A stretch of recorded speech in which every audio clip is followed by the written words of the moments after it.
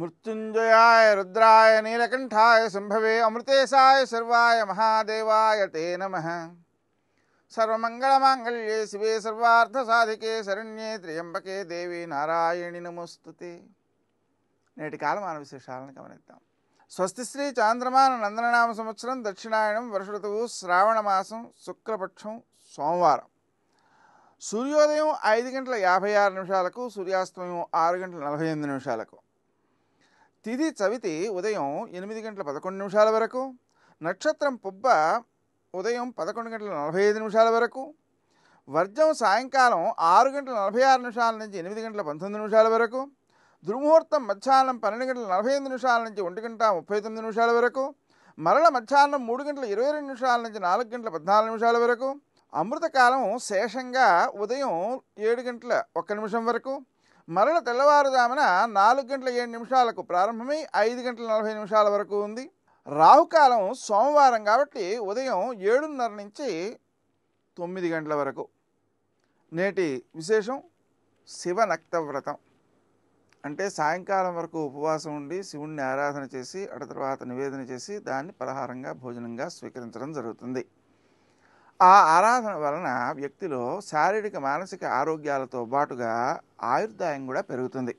ఇక నాగపంచమి వ్రతం కూడా ఉంది. ఈరోజు గరుడ పంచమి వ్రతం కూడా ఉంది. ఈ నాగపంచమి వ్రతం అనేటువంటిది నాగులను పూజ చేయడానికి, అలాగే కళ్యాణం సుబ్రహ్మణ్య స్వామి కళ్యాణం చేయడానికి కూడా వినియోగించుకుంటూ ఉంటారు. ఈ నాగులను పూజ చేయడం ద్వారా వ్యక్తిలో మనోవికాసం ఏర్పడుతుంది. అదేవిధంగా సంతానాభివృద్ధి కూడా కలుగుతూ ఉంటుంది. జ్యోతిషంలో పంచమ స్థానం సంతానానికి సంబంధించినది, అలాగే జ్ఞానానికి సంబంధించినది, ఆలోచనకు సంబంధించినది. ఆ కారణం వల్ల ఆ పంచమ స్థానంలో ఉండేటువంటి శక్తి వృద్ధి చెందడం ద్వారా సంతానం కలగడంతో పాటుగా వ్యక్తిలో చక్కని జ్ఞానం కూడా వృద్ధి చెందుతుందన్నమాట. కుండలిని శక్తి కూడా ప్రేరేపితమవుతుంది. అందువలన ఆ నాగులను పూజించడం అనేటువంటిది అవసరం. విశేషించి భౌతికములైనటువంటి సంపదలను రక్షించుకునేటువంటి శక్తి కూడా దానిలోనే ఉంటుంటుంది. ఇక గరుడ పంచమి అనేటువంటి భావనతో గరుడుని పూజ చేయడం ద్వారా భౌతికమైన పాముల వలన ఏ ఇబ్బందులు ఉంటాయో ఆ ఇబ్బందులను అధిగమించడం జరుగుతుంది.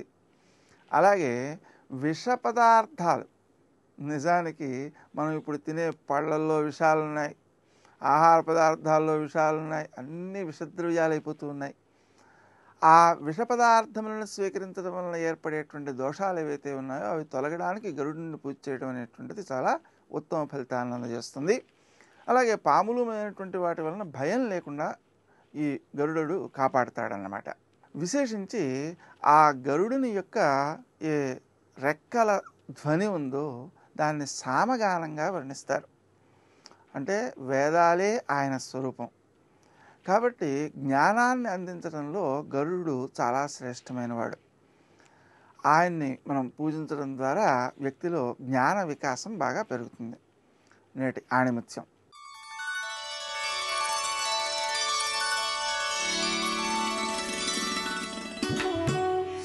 అలవాటును మానుకోకపోతే తరువాత అది అవసరంగా మారుతుంది.